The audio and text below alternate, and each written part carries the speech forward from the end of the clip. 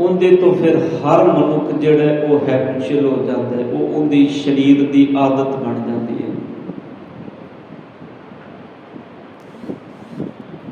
ਬੱਚੇ ਨੂੰ ਛੋਟੇ ਹੁੰਦੇ ਆ ਆਪਾਂ ਸਾਰੇ ਕਹਿੰਦੇ ਹਾਂ ਸੱਚ ਬੋਲ, ਝੂਠ ਨਾ ਬੋਲ, ਝੂਠ ਬੋਲਣਾ ਪਾਪ ਹੈ। ਪਰ ਧਿਆਨ ਦਿਆ ਜੇ ਉਹਦੇ ਸਾਹਮਣੇ ਅਸੀਂ ਬੋਲਦੇ ਵੀ ਹਾਂ, ਬੱਚਾ ਸਾਨੂੰ ਨੋਟਿਸ ਕਰਦਾ, ਵੇਖਦਾ, ਬੋਲਦੇ ਹੋਏ ਸੁਣਦਾ ਸਾਨੂੰ ਤੇ ਸੋਚਦਾ ਮਨ ਵਿੱਚ ਵੀ ਮੈਨੂੰ ਤੇ ਕਹਿੰਦੇ ਨੇ ਵੀ ਝੂਠ ਨਹੀਂ ਬੋਲਣਾ, ਤੇ ਆਪ ਝੂਠ ਬੋਲੀ ਜਾਂਦੇ ਨੇ। ਜਦੋਂ ਅਸੀਂ ਇਹ ਕਹਿੰਦੇ ਹਾਂ ਵੀ ਫੋਨ ਤੇ ਗੱਲ ਕਰਦੇ ਹੋਇਆ ਬੱਚੇ ਦੇ ਸਾਹਮਣੇ ਕਿਸੇ ਦਾ ਫੋਨ ਆ ਜਾਏ ਤੇ ਨਹੀਂ ਮੈਂ ਘਰ ਨਹੀਂ ਹੈਗਾ, ਮੈਂ ਕਿਤੇ ਬਾਹਰ ਹਾਂ, ਜਾਂ ਬੱਚੇ ਨੂੰ ਹੀ ਕਹਿ ਦਿੰਦੇ ਆ ਵੀ ਜਾ, ਜਿਹੜਾ ਬਾਹਰ ਆਇਆ ਨਾ ਉਹਨੂੰ ਕਹਿ ਦੇ ਵੀ ਮੇਰਾ ਪਿਓ ਘਰ ਵਿੱਚ ਨਹੀਂ ਹੈਗਾ। ਇਹ ਛੋਟੀਆਂ ਛੋਟੀਆਂ ਜਿਹੜੀਆਂ ਗੱਲਾਂ ਨੇ ਇਹ ਮਨੁੱਖ ਦੇ ਕਿਰਦਾਰ ਦੇ ਅੰਦਰ ਕਿੰਨਾ ਕੁ ਅਸਰ ਕਰਦੀਆਂ ਨੇ ਅੱਗੇ ਜਾ ਕੇ। ਅੱਜ ਅਸੀਂ ਇਹਨਾਂ ਚੀਜ਼ਾਂ ਦੇ ਨਾਲ ਅਸਲ ਵਿੱਚ ਇਹ ਸਾਡੀ ਸੁਰਤ ਦੇ ਵਿੱਚ, ਸਾਡੀ ਕਰਨੀ ਦੇ ਵਿੱਚ, ਸਾਡੇ ਸੰਸਾਰਿਕ ਵਰਤਾਰੇ ਦੇ ਵਿੱਚ ਸ਼ਾਮਲ ਹੋ ਗਈਆਂ ਨੇ ਚੀਜ਼ਾਂ। ਤੇ ਬਾਬਾ ਫਰੀਦ ਜੀ ਕਹਿੰਦੇ ਨੇ ਜੇ ਤੂੰ ਅਕਲ ਦਾ ਬੜਾ ਲਤੀਫ ਹੈ, ਧਨੀ ਹੈ, ਤੇ ਫਿਰ ਇੱਕ ਕੰਮ ਕਰ ਵੀ ਕਿਸੇ ਦੇ ਐਵੇਂ ਅਵਗੁਣ ਨਾ ਵੇਖ ਕੇ ਉਹਨਾਂ ਨੂੰ ਬਿਆਨ ਨਾ ਕਰੀ ਜਾ, ਕਿਸੇ ਦੇ ਅਵਗੁਣ ਵੇਖ ਕੇ ਉਹਨਾਂ ਨੂੰ ਖੁਸ਼ ਨਾ ਹੋ, ਵੇਖ ਵੇਖ ਕੇ ਉਹਨਾਂ ਨੂੰ ਬੋਲ ਬੋਲ ਕੇ ਸੰਸਾਰ ਦੇ ਸਾਹਮਣੇ ਖੁਸ਼ ਨਾ ਹੋ। ਕਾਲੇ ਲਿਖ ਨਾ ਲੇਖ, ਬਾਬਾ ਜੀ ਕਹਿੰਦੇ ਨੇ ਕਾਲੇ ਲੇਖ ਨਾ ਲਿਖ। ਵੇਖੋ ਸਤਿਗੁਰ ਨੇ ਨਾ ਜੁਗਤ ਹਰ ਇੱਕ ਦੱਸੀ ਹੈ। ਗੁਰੂ ਨਾਨਕ ਪਾਤਸ਼ਾਹ ਜੀ ਦਾ ਇੱਕ ਬੜਾ ਪਿਆਰਾ ਸ਼ਬਦ ਹੈ। ਸਤਿਗੁਰੂ ਨੂੰ ਪੁੱਛਿਆ ਕਿਸੇ ਜਗਿਆਸੂ ਨੇ ਵੀ ਸਤਿਗੁਰ ਜੀ ਬਾਣੀ ਪੜ੍ਹਦੇ ਹਾਂ ਤੇ ਵਾਰ-ਵਾਰ ਸਾਨੂੰ ਆਪਣੇ ਸਵੈ ਪੜਚੋਲ ਦੀ ਗੱਲ ਸਾਹਮਣੇ ਆਉਂਦੀ ਹੈ, ਔਰ ਹਕੀਕਤ ਹੈ ਬੰਦਾ ਜਿੰਨੀ ਦੇਰ ਤੱਕ ਆਪਣੇ ਆਪੇ ਦੀ ਪੜਚੋਲ ਨਹੀਂ ਕਰਦਾ ਇਹਨਾਂ ਚੀਜ਼ਾਂ ਦੀ ਸੋਝੀ ਨਹੀਂ ਆਉਂਦੀ। ਕੋਈ ਬੰਦਾ ਤੁਹਾਡੇ ਘਰ ਨੂੰ ਬਾਹਰੋਂ ਵੇਖੇ ਤੇ ਘਰ ਬਾਹਰੋਂ ਵੇਖਿਆ ਬਹੁਤ ਸੁੰਦਰ ਨਜ਼ਰ ਆ ਰਿਹਾ ਹੈ, ਬੜਾ ਸੋਹਣਾ ਪੇਂਟ ਕੀਤਾ ਹੋਇਆ, ਬੜੇ ਸੋਹਣੇ ਡਿਜ਼ਾਈਨ ਬਣੇ ਹੋਏ ਨੇ। ਉਹ ਬੰਦਾ ਬਾਹਰੋਂ ਤੁਹਾਡੇ ਘਰ ਨੂੰ ਵੇਖ ਕੇ ਕਹਿੰਦਾ ਹੈ ਵੀ ਘਰ ਬਹੁਤ ਸੁੰਦਰ ਬਣਿਆ। ਇਹ ਤੁਹਾਡਾ ਘਰ ਅੰਦਰੋਂ ਵੀ ਇੰਨਾ ਹੀ ਖੂਬਸੂਰਤ ਹੈ, ਅੰਦਰੋਂ ਵੀ ਇੰਨਾ ਹੀ ਸੁੰਦਰ ਹੈ। ਪਰ ਹੁਣ ਜਿਹੜਾ ਘਰ ਦਾ ਮਾਲਕ ਇਹਨਾਂ ਨੂੰ ਪਤਾ ਹੈ ਵੀ ਮੈਂ ਸਿਰਫ ਬਾਹਰੋਂ ਦਿਖਾਉਣ ਲਈ ਸੁੰਦਰ ਬਣਾਇਆ, ਪਰ ਇਹ ਘਰ ਦੇ ਅੰਦਰੋਂ ਸੁੰਦਰ ਨਹੀਂ ਹੈਗਾ, ਸੋਹਣਾ ਨਹੀਂ ਹੈਗਾ। ਇਹ ਸਿਰਫ ਘਰ ਦੇ ਮਾਲਕ ਨੂੰ ਪਤਾ ਹੈ। ਜਾਂ ਫਿਰ ਦੂਜਾ ਦ੍ਰਿਸ਼ਟਾਂਤ ਇਹ ਹੈ ਵੀ ਅਸੀਂ ਬਾਹਰੋਂ ਕਿਸੇ ਘਰ ਨੂੰ ਵੇਖੀਏ ਬਹੁਤ ਖੂਬਸੂਰਤ ਹੈ ਤੇ ਮਨ ਅੰਦਰ ਇੱਕ ਖਿਆਲ ਬਣ ਗਿਆ ਵੀ ਇੰਨਾ ਸੋਹਣਾ ਘਰ, ਪਰ ਜਿਵੇਂ ਉਸ ਘਰ ਦੇ ਅੰਦਰ ਗਏ ਸਦੀਆਂ ਹੋ ਗਈਆਂ ਨੇ, ਸਮਾਂ ਬੀਤ ਗਿਆ, ਸਾਲਾਂ ਲੰਘ ਗਏ ਨੇ, ਘਰ ਦੇ ਅੰਦਰ ਕਿਸੇ ਨੇ ਝਾੜੂ ਹੀ ਨਹੀਂ ਮਾਰਿਆ, ਜਾਲੇ ਲੱਗੇ ਹੋਏ ਨੇ, ਬੜੀ ਬੁਰੀ ਹਾਲਤ ਹੈ ਅੰਦਰ। ਹੁਣ ਜਿਹੜਾ ਬੰਦਾ ਅੰਦਰ ਗਿਆ ਸੋਚਦਾ ਹੈ ਵੀ ਕਮਾਲ ਦੀ ਗੱਲ ਹੈ, ਬਾਹਰੋਂ ਕਿੰਨਾ ਖੂਬਸੂਰਤ ਹੈ, ਬਾਹਰੋਂ ਕਿੰਨਾ ਸੁੰਦਰ ਹੈ, ਅੰਦਰ ਦੇ ਹਾਲਾਤ ਤੇ ਬਿਲਕੁਲ ਡਿਫਰੈਂਟ ਨੇ, ਬਿਲਕੁਲ ਵਿਪਰੀਤ ਨੇ, ਵੱਖਰੇ ਨੇ। ਹੁਣ ਸਮਝ ਕਿਦੋਂ ਆਈ? ਜਦੋਂ ਬੰਦਾ ਅੰਦਰ ਐਂਟਰ ਹੋਇਆ, ਜਦੋਂ ਅੰਦਰ ਗਿਆ। ਬਾਬਾ ਫਰੀਦ ਸਾਹਿਬ ਜੀ ਕਹਿੰਦੇ ਨੇ ਬਾਹਰੋਂ ਦਿਸਣ ਵਾਲਾ ਸੋਹਣਾ ਸਰੀਰ, ਸੋਹਣੀ ਸੁਰਤ, ਸੋਹਣੇ ਕੱਪੜੇ, ਸੋਹਣਾ ਪਹਿਰਾਵਾ, ਬਾਬਾ ਜੀ ਕਹਿੰਦੇ ਨੇ ਗੱਲ ਚੇਤੇ ਰੱਖ, ਜੇ ਅੰਦਰੋਂ ਤੂੰ ਅਕਲ ਦਾ ਧਨੀ ਹੈ ਨਾ ਸੱਚ ਵਿੱਚ, ਫਿਰ ਤੂੰ ਆਪਣੇ ਕਾਪੇ ਨੂੰ ਵੇਖ ਵੀ ਤੇਰੇ ਅੰਦਰ ਕਿਤੇ ਸਾਰੀ ਜ਼ਿੰਦਗੀ ਦੂਜਿਆਂ ਦੇ ਅਵਗੁਣ ਗਿਣਦਿਆਂ ਤੇ ਨਹੀਂ ਲੰਘ ਗਈ ਵੀ ਫਲਾਣੇ ਦੇ ਅੰਦਰ ਆ ਅਵਗੁਣ ਹੈ, ਫਲਾਣੇ ਦੇ ਅੰਦਰ ਆ ਅਵਗੁਣ ਹੈ। ਕਿਤੇ ਐਸਾ ਤਾਂ ਨਹੀਂ ਸਾਰੀ ਜ਼ਿੰਦਗੀ ਤੂੰ ਕਾਲੇ ਲੇਖ ਹੀ ਲਿਖਦਾ ਰਿਹਾ, ਦੂਜਿਆਂ ਦੇ ਅਵਗੁਣ ਹੀ ਦੇਖਦਾ ਰਿਹਾ, ਕਦੀ ਆਪਣੇ ਅੰਦਰ ਵੇਖਿਆ? ਜਲਾਲੁਦੀਨ ਰੂਮੀ ਰੋਮ ਦਾ ਇੱਕ ਬਹੁਤ ਵੱਡਾ ਵਿਦਵਾਨ ਹੈ, बड़ा साधना वाला बंदा सी, लोग इहनूं सूफी फकीर भी कह देंदे सन। जिस बंदे का सुभाव बड़ा विनिमर होए ना, सोहना होवे, लोगों की निगाह दे विच ओह धर्मी पुरख बन जाता है, भगत बन जाता है, संत होंदा है, सूफी फकीर होंदा है, क्योंकि उहदी करनी बड़ी निर्मल होंदी है। और ध्यान देना, करनी ते डिपेंड है ना। बच्चा बड़ा शांत जे सुभाव का होवे, कोई रिश्तेदार घर विच आए तो बच्चे नूं वेख के कुछ देर नोटिस करन तो बाद कह देंदे ने कि बच्चा बड़ा बीबा है, बड़ा शांत होकर बैठा रहता है। तो बच्चा होवे थोड़ा जिहा शरारती, रिश्तेदार कोई घर में आवे, वो 10 मिनट बैठे तो 10 मिनट में ही घर की उथल पुथल करके रख दो। तो रिश्तेदार कहता है बड़ा तेज है बच्चा, बड़ा चैंट है, शरारती बड़ा है। कितों पता लगे? बंदे की हैबिट तो, आदत तो। हुण सतगुरु कहते हैं जिहड़ा कुछ तेरे अंदर है ना, बाबे धन गुरु नानक साहब जी ने जिहड़ा वचन पूछिया है, जलालुद्दीन रूमी की आपां गल कर रहे सन, बड़ा सूफी जिहा बंदा सी ते लोग इहनूं कहंदे भी असल विच सूफी सन। परमात्मा नाल, रब जी नाल जदों मालक की इबादत करदे होए रब्बी गुण गाते हैं तो परमात्मा नूं इन्हें अपने जीवन के अखीरले शब्द बड़े प्यारे लिखे ने। कहता मैं जो रब नूं ये वचन आखे ना सब तो पहला कि हे रब जी मैनू इन्नी को ताकत दे, इन्ना को बल दे कि मैं सारी दुनिया नूं बदल दियां। कहता रब के घर विचों मैनू कोई जवाब नहीं आया। फिर कहता जवानी आ गई, विआह हो गया, बच्चे हो गए, तो मैं फिर रब नूं आखिया कि रब्बा मैनू इन्नी को ताकत दे कि मैं अपने बच्चियां नूं ही बदल सकां। कह लगे रब दे घरों फिर कोई जवाब ना आया। फिर आ गई, समा लंघिया ते बजुर्गी। कहते जो बजुर्गी आ गई ना ते हार थक के फिर मैं एको ही गल आखी कि रब्बा इन्नी को ताकत दे कि मैं अपने आप को ही बदल लवां। ते कहते रब दे घरों जवाब आया भी भलिया ये गल किते तू उदों कह दिंदा जदों तू दुनिया नूं बदलण दी गल आखी सी ते अज तक नूं बड़ी वड्डी क्रांति आ जानी सी, क्योंकि तू अपने आप नूं ही ते बदलना नहीं चाहता। तू कहता है मैं अपने गुआढ़ियां नूं बदल दियां, मैं अपने बच्चियां नूं बदल दियां, मैं अपने परिवार नूं बदल दियां, अपने आप नूं तो बदलना ही नहीं चाहता। और बाबा फरीद साहब यही तो कह रहे हैं, जे तू अकल लतीफ, जे तू अकल का धनी है। गुरु अर्जन साहब जी का एक शब्द है बड़ा प्यारा, पातशाह जी ने धर्म के एक इंसान को संबोधन किया है। पातशाह जी कहते हैं पंडिया कमन कुमत तुम लागे, हे पंडित तू केड़ी भैड़ी मत विच लगे। कुमत का मतलब होता है भैड़ी मत। दो शब्द मिलणगे बाणी विच, एक सुमत ते दूजा कुमत।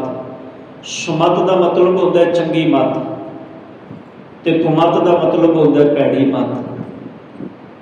जिवें गुरु तेग बहादुर साहब जी दे वचन पढ़ते हो, मन रे कौन कुमत तै लीनी। गुरु तेग बहादुर साहब कहते हैं, हे मेरे मन तू किहो जी भैड़ी मत लै ली, किहो जी भैड़ी सिक्ख्या एजुकेशन लै ली है। क्योंकि मन ने तो बाहरों सीखना है ना, मन ने उही सीखना ना जो संसार विचों वेख रहा है। तो ध्यान देना, साडे संसार विच समाज विच जो बहुत कुछ दिखाया जा रहा है, बच्चे जो कुछ देखते हैं उही कुछ तो अडोप्ट करते हैं। मैं एक दृष्टांत दिता सी परसों जिदन खालसा साधना दिवस सी, मैं उधर भी बेनती की सी। एक समा सी, तुसीं सियाणे सज्जन बैठे हो भी, घर विचों किसी के कपड़े का कोई लीर माड़ा जिहा कितों फटिया भी होना ना, तो उन्हें कपड़ा ना पाना। उन्हें कहना मैं फटिया होया कपड़ा पावां, इत्थे सुराख होया तो कपड़ा फटिया होया है, इत्थों मेरी पैंट फटी हुई मैं क्यों पावां। ध्यान देना, अज जिहड़े बच्चे पाई फिरदे ने वो सारियां लीरो लीरा होंदियां ने, पर कहते की ने फैशन है। क्योंकि समाज जिस वर्तारे विच वरतदा पिया मैंटैलिटी उहो जी बन जाती, बंदे दे सुभाव हो जिहा बन जाता इंसान का। एक समा सी सुभाਅ सी भी ये फटिया होया मैं नहीं पाना, हुण मैंटैलिटी बन गई भी नहीं ये फैशन है। हुण सतगुरु जी ने जिहड़ा बचन किया है वो जलालुद्दीन रूमी जी ने बचन के कहण लगे, रब ने जवाब दिता भी कि पहलों किते यतन करदा ना ये बचन तू उदों कह दिंदा ते अज नूं संसार विच क्रांति आ जानी सी।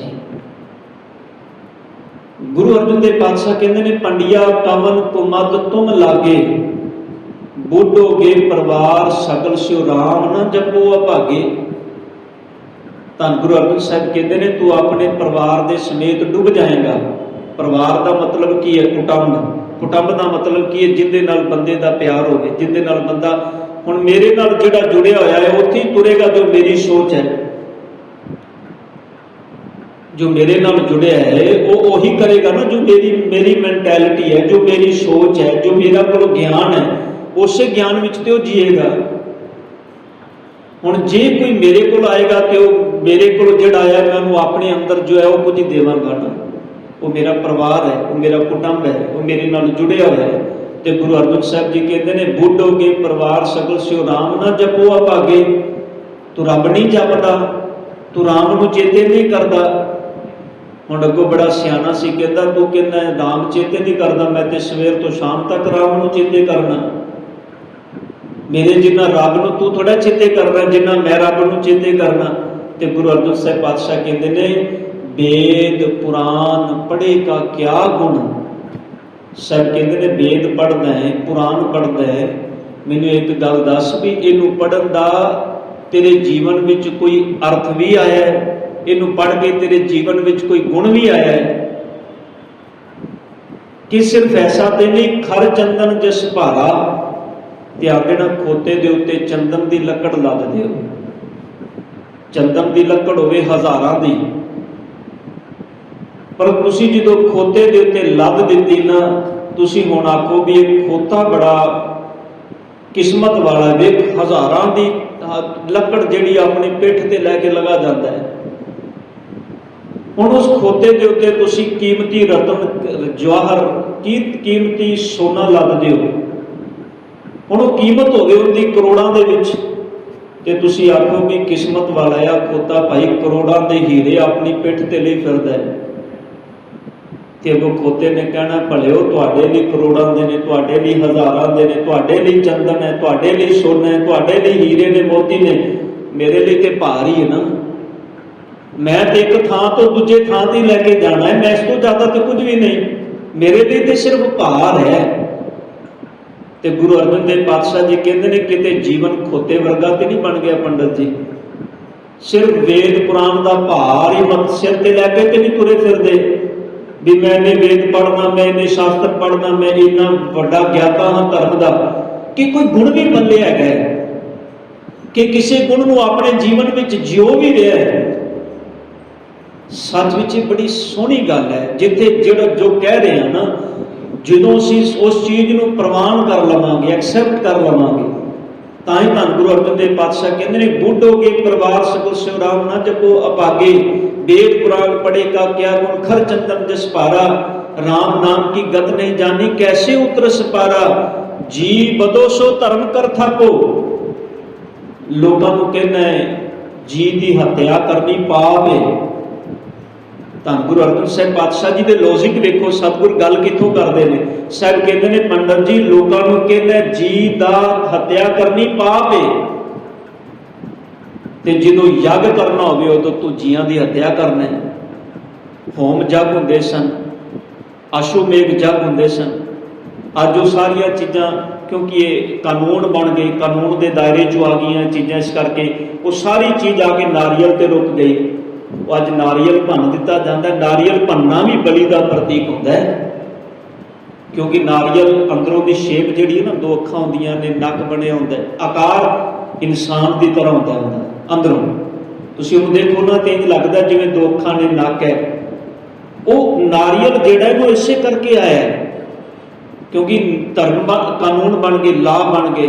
हुण ना पशुओं की बलि दे सकते, तो पशुओं की बलि जिन्हें पुराण पढ़ो, वेद पढ़ो, तुहानूं मिलेगा ना ये चीज़ां।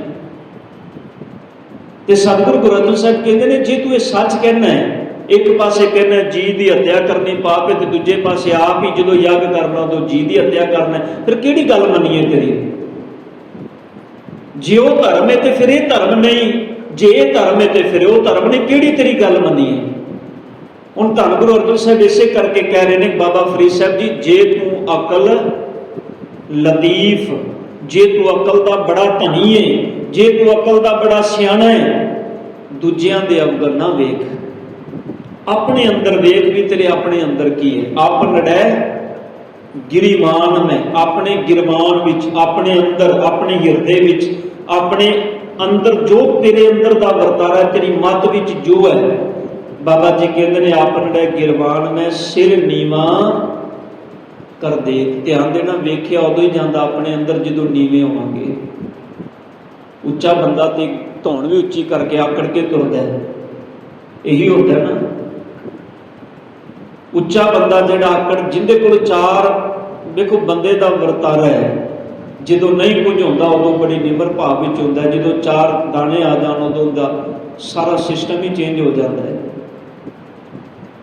ऐसा ही होंदा ना समाज के अंदर। बाबा कबीर साहब जी ने तां ही बाणी विच आख्या, बाबा जी कहते ने मन दस नाज टका चार गांठी एंडो टेडो जात। 10 मन नाज दाने पल्ले आ गए, 4 छिल्लड़ पैसे पल्ले आ गए।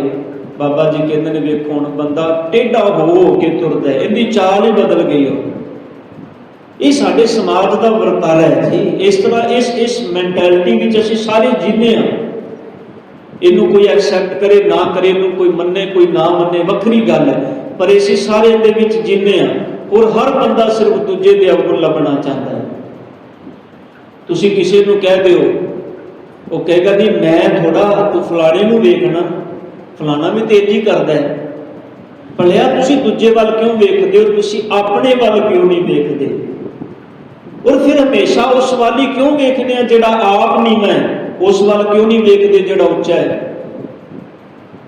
धन गुरु नानक साहिब पातशाह जी का बड़ा प्यारा बचन है। साहब कहते हैं बाबा यह लेखा लिख जान, हे बाबा जी इहो जिहा लेखा लिख अपने जीवन के अंदर, इहो जे कर्म लिख अपने जीवन के अंदर। बाबा ये लेखा लिख जान, जिथे लेखा मंगिए तिथे होए सच्चा निशान।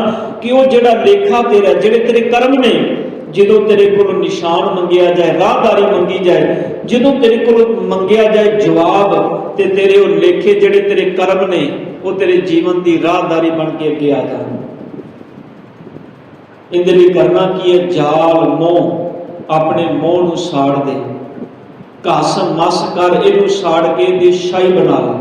जिहड़ा मेरे तुहाडे सबना दे अंदर मोह है संसार के पदार्थों का, बाबा जी कहते हैं इनू साड़ के इहदी शाही बना लै। फिर कहते हैं मत कागज करसार, अपने मत नूं सोहना कागज बना लै। आ जिहड़ी साडी मत है जिहदे उत्ते सारा कुछ लिखिया जा रहा है, बचपन तो लैके बुढ़ेपे तक सब कुछ इत्थे लिखिया जाता है। एक एक चीज़ इत्थे उकरी हुई है बंदे की मत विच। ते सतगुर कहते हैं इस मत नूं सोहना कागज बना।